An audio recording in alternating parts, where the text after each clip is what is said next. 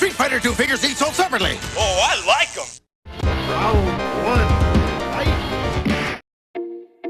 Typically, when one sees characters across various franchises, it's natural to associate them with a specific type of entertainment. Some will naturally be seen as video game characters first and foremost, while others are most prominently thought of as comic book heroes. Still, there are those who are most commonly considered as a toy, along with an associated cartoon to help promote that toy line. Sometimes you get the best of both worlds. Crossover characters whose names can span across multiple forms of entertainment, and by 1993, G.I. Joe was certainly no stranger to bringing in either real-life personalities or well-known fictional characters to add to their already expansive roster of heroes and villains. Such was the case with Street Fighter II: The World Warrior, a game that began life by being played on coin-operated arcade machines before making its way over to home console gaming systems. Quickly becoming a household name, players were keen to master their favorite characters in the game across various difficulty levels, all with the hope of defeating other fighters one by one so that they could quickly tell their friends that they were able to beat the game's final boss. Seeing a potential business opportunity, toy company Hasbro partnered with video gaming company Capcom to bring the Street Fighter II characters into tangible form within Hasbro's long-standing G.I. Joe: A Real American Hero range of action figures, thus giving kids a crossover play option with characters that they were probably already familiar with. And it's interesting to see what happens when we mix two big-name brands with Street Fighter and G.I. Joe into a toy line. So let's have a look at this part of toy history in 1993. Let's begin.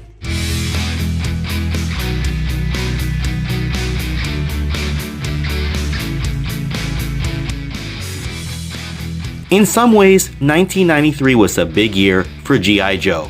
There was the wide range of mainline figures that were now known as the Battle Core line. There were various sub-teams, as well as mail-aways, and even a Dino Hunter set to show just how varied the line had become.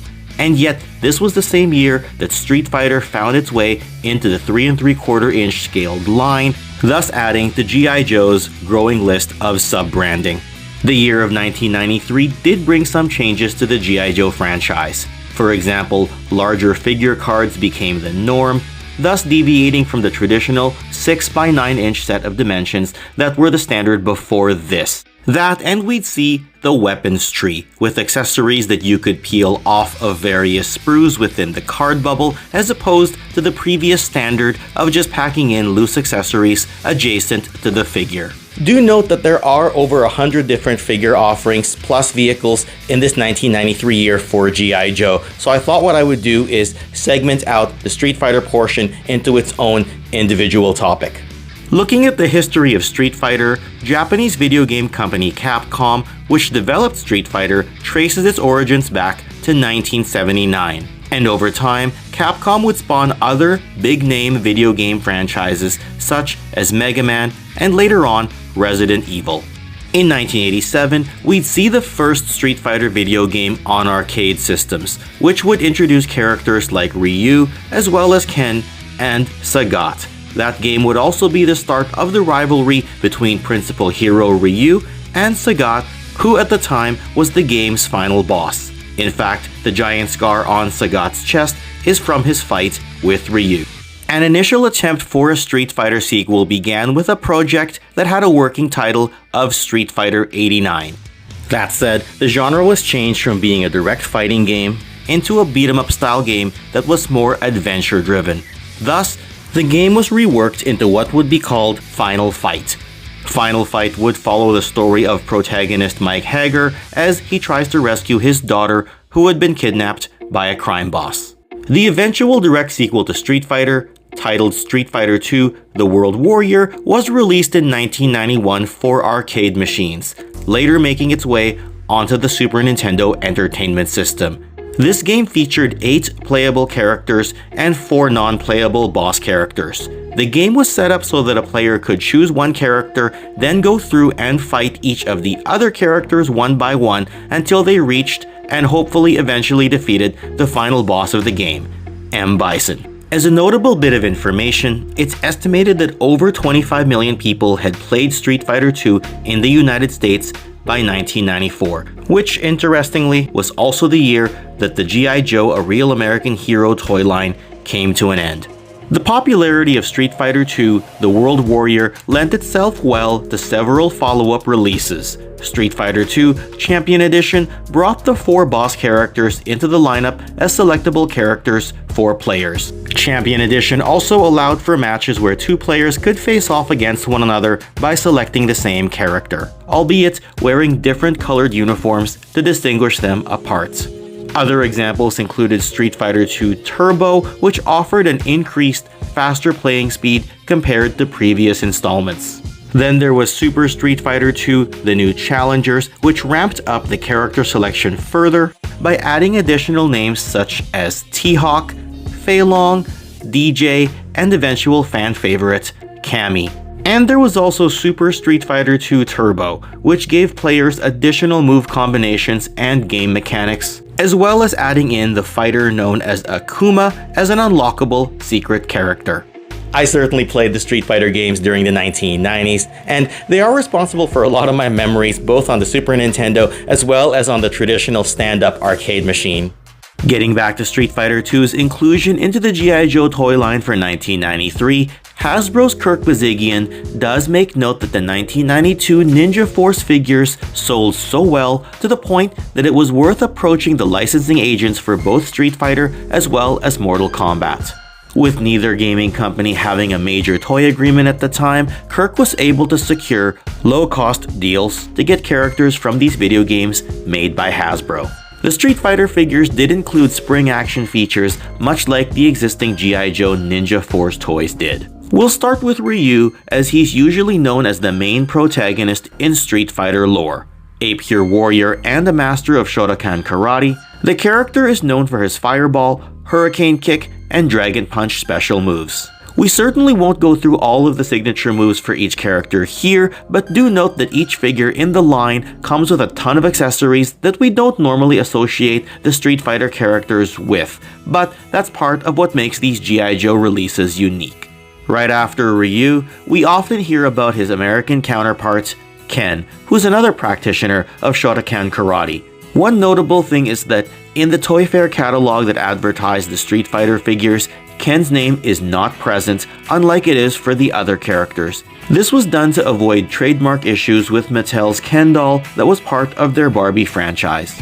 You'll notice that Hasbro adds in the last name of Masters, a name that has since become canon in Street Fighter lore. Again, the thought here is to avoid the trademark and naming rights, and I wanted to thank Patrick from the Articulated Points YouTube channel for the images shown here. Patrick also points out in his own Street Fighter II G.I. Joe video that the figures in the Toy Fair catalog are kit bashed together, often using heads from previous figures, as the final heads for the Street Fighter characters were not yet ready. There's also Guile, the Special Forces character and master of the Sonic Boom.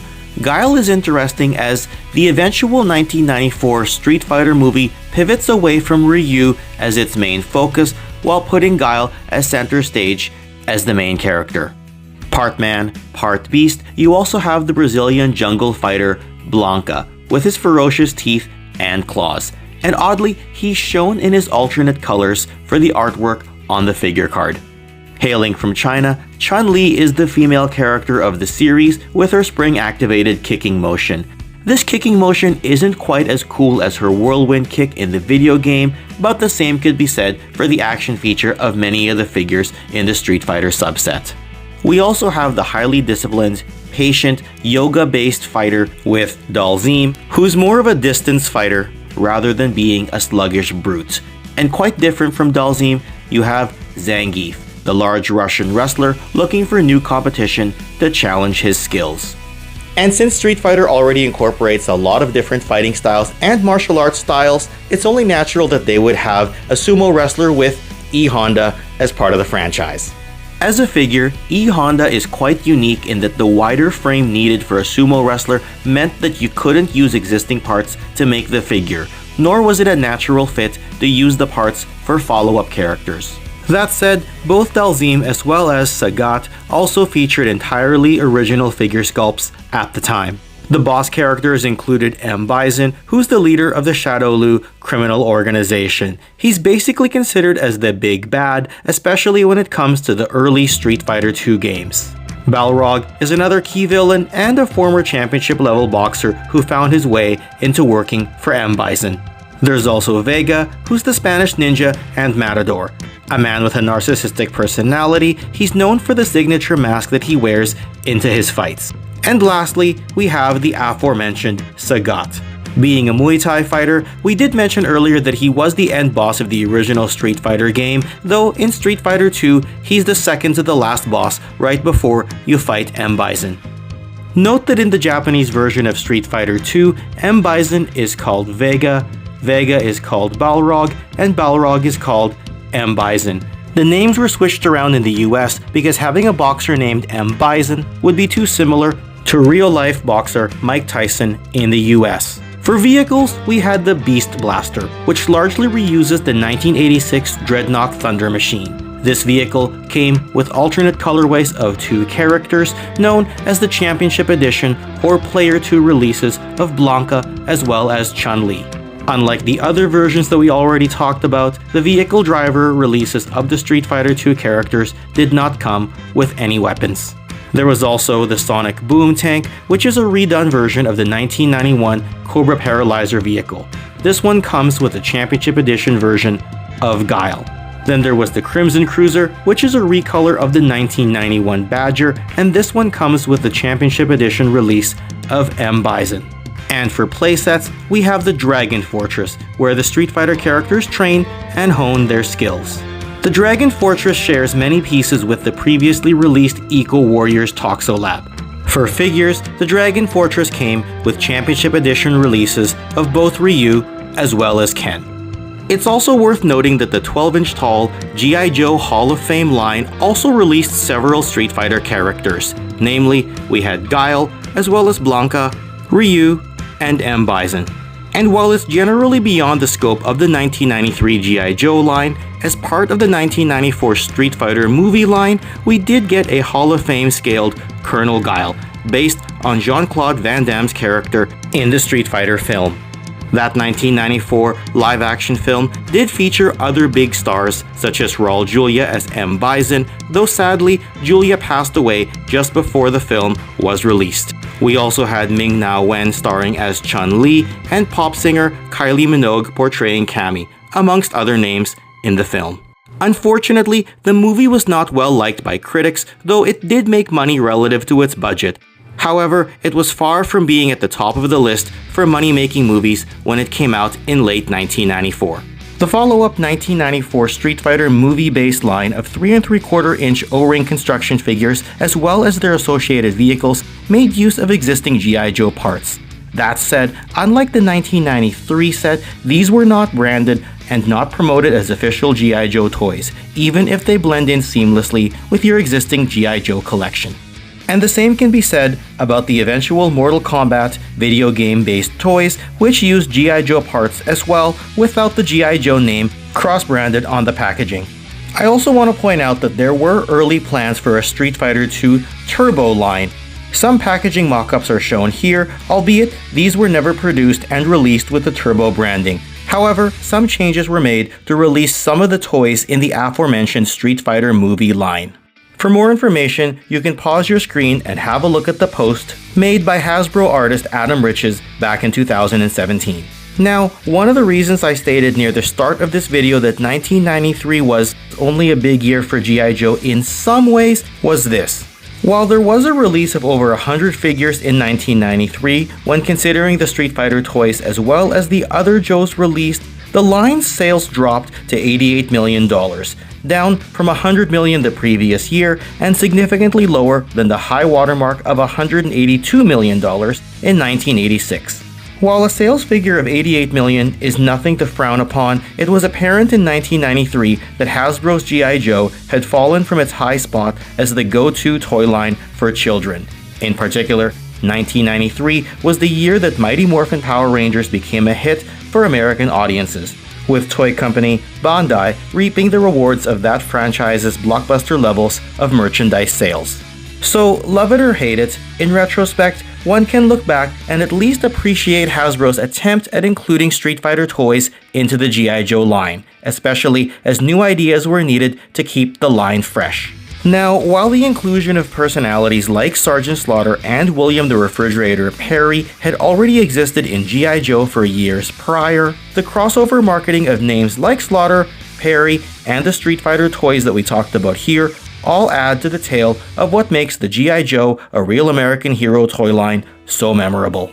And while some fans had dropped out of collecting G.I. Joe toys by this point in time, I certainly remember playing with the G.I. Joe branded Street Fighter toys as a kid while also turning on my Super Nintendo to try my hand at beating the game time and time again. Thus, it was fun to look back at the year of 1993 not only when it comes to toy history, but video game history as well. And if you happen to like this video, don't go anywhere just yet. You can have a look at another G.I. Joe history topic by clicking right over here, or to have a look at my personal toy collection, you can click on this video right over here. And with that, yo Joe, and I'll see y'all next time. Thanks for watching, and take care.